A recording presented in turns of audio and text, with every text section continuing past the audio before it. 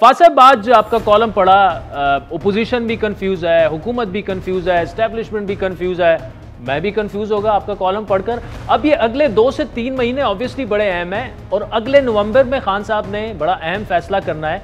क्या होने जा रहा है? मामलात जो हैं सियासी अदम इस्तेकाम की जानिब बढ़ते दिख रहे हैं मुझे तो। देखिए, मेरे ख्याल में शाजिब ये बात आपकी कुछ हद तक दुरुस्त है। कंफ्यूजन मौजूद है और आने वाले दिनों में कोई ऐसी इंडिकेशन नजर नहीं आ रही कि ये कंफ्यूजन कम होने जा रहा है। अच्छा, उसकी वजह यह है कि वो जो बुनियादी इंग्रेडिएंट्स हैं कंफ्यूजन को दूर करने के, वो हमें नजर नहीं आ रहे। इस वक्त ऑपोजिशन जो है वो ये समझती है कि उसको स्पेस मिल रही है जब से इस्टेब्लिशमेंट और पीटीआई के दरमियान कुछ कॉन्फ्लिक्ट हुआ है या इख्तिलाफ राय हुआ है डीजीआईएसआई के अपॉइंटमेंट पे।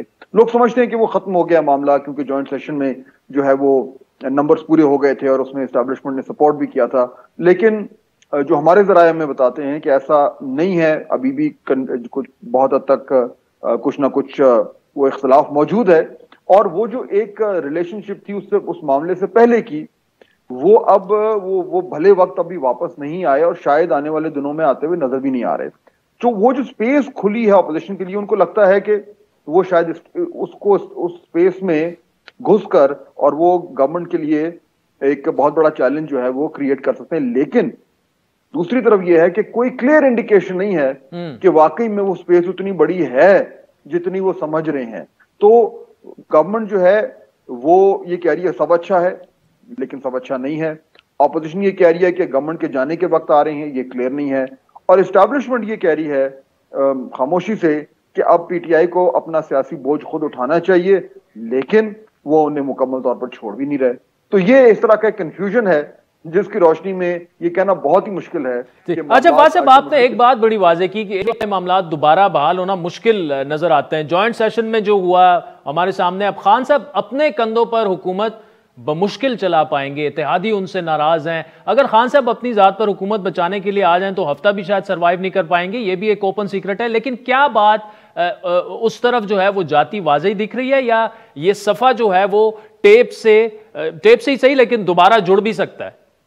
देखिए, मेरे ख्याल में बहुत हद तक डिपेंड करता है कि ऑपोजिशन जो है वो अपने पत्ते कैसे खेलती है। अगर तो ये जो उन्हें कुछ हद तक एक मौका मिला है उसका फायदा उठाते हुए वो इस तरह की कोई पॉजिटिव एंगेजमेंट कर सकते हैं जिससे आने वाले दिनों में एक इस तरह का नई बसात जो है वो बिछाने में कुछ आसानी हो, तो फिर तो ये जो नंबर्स गेम जिसका आप जिक्र कर रहे हैं ये और ज्यादा खतरनाक हो जाएगी गवर्नमेंट के लिए।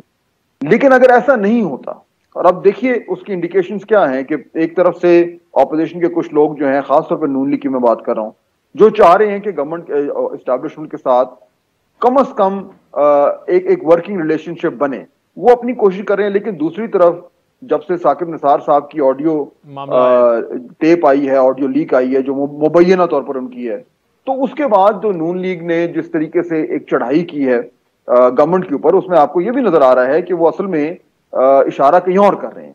तो ये जो कंफ्यूजिंग और मुतजाद किस्म के सिग्नल्स हमें नजर आते हैं ऑपोजिशन से, इससे यह कहना भी मुश्किल हो जाता है कि क्या वाकई में वो उस मौके का फायदा उठा पाएंगे जो उन्हें मिला है। और अगर वो नहीं उठा पाएंगे और फिर वो जो है वो एक जारहाना किस्म की सियासत करते हैं एस्टैब्लिशमेंट के सामने, तो फिर शायद हुकूमत को फायदा हो जाए। और जो वन पेज जिसका आप कह रहे हैं कि वो उसको टेप से अच्छा, नून लीग की बात करते हैं। मरियम नवाज ने गरजदार प्रेस कॉन्फ्रेंस की, क्या ये चीजें आगे जाकर जो है आपको तब्दील होती नजर आ रही है? मरियम और नवाज शरीफ की सजाएं जो हैं अनडू भी हो सकती हैं। कुछ खबरें ये भी हैं कि जो लोग एस्टेब्लिशमेंट के खिलाफ लड़ते रहे हैं 4-5 साल, उनके भी राब्ते बहाल होना शुरू हो चुके हैं।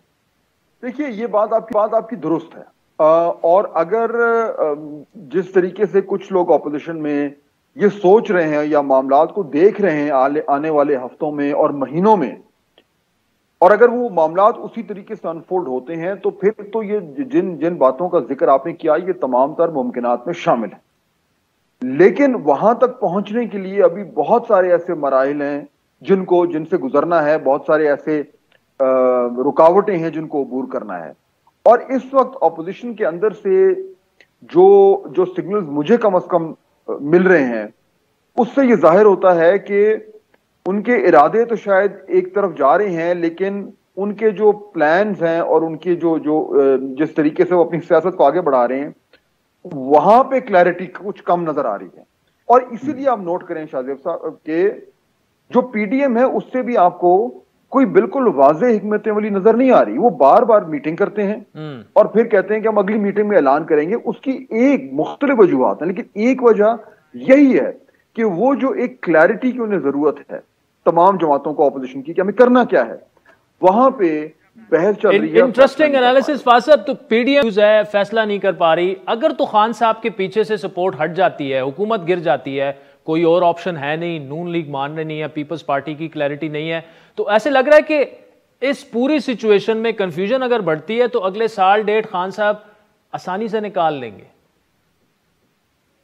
देखिए जब तक जो है वो ये ऑपोजिशन जमातें जो हैं वो को अपना लाहेमल क्लियर नहीं करती और उसके मुताबिक को बाकायदा तौर पर कोई इस तरह का एक वर्किंग रिलेशनशिप एस्टैब्लिशमेंट से नहीं बनाती, तब तक खान साहब की हुकूमत को के गिरने के इम्कान कम है। क्योंकि देखें सबसे बड़ा इशू है ये कि वैक्यूम नहीं होना चाहिए, और इसलिए ये बात आपकी दुरुस्त है कि जब तक पीडीएम के अंदर से ये कंफ्यूजन जो है वो बाहर आती रहेगी, जब तक पाकिस्तान मुस्लिम लीग नून जो है वो ये फैसला नहीं कर पाएगी कि उसने इस मौके पर करना क्या है, तब तक खान साहब की हुकूमत जो है वो जैसी भी है, यानी कमजोर है, लूली लंगड़ी है, वो उसी तरह काम करती रहेगी और अल्टीमेटली ऑपोजिशन की कंफ्यूजन के बेनिफिशियरी एक बार फिर जो है वो वज़ीर आज़म इमरान खान। हर पीर से जुमेरात अपने पसंदीदा show live with Adil Shahzeb को YouTube पर देखने के लिए डॉन न्यूज के ऑफिशियल YouTube चैनल पर आएं और सब्सक्राइब करके बेल आइकॉन भी प्रेस करें।